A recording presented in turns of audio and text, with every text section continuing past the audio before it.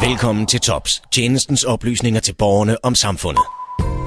Kombinationen af alkohol og trafik er årsag til megen usikkerhed. Hvornår har man fået for meget?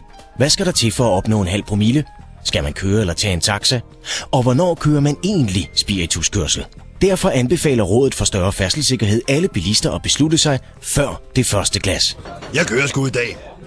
Kom med første glas, nu skal den fandme være fuld æde, du. Beslut dig før det første glas. Jeg skal lige se dit førerbevis, altså dit kørekort. Ja, værsgo, betjent. Nå, har du drukket alkohol? Det kan du bande på, jeg har, du. Besluttede du dig før det første glas? Ja, det gjorde jeg. Nå, hvad besluttede du så? Jeg besluttede mig for at give den fuld æde og køre hjem, du. Det er da i orden. Bare du gjorde det før det første glas. Giv den fuld af! Fjern usikkerheden. Beslut dig før det første glas. Jeg er pissestiv! Tjenesten på B3. Lidt værre end det andet lort.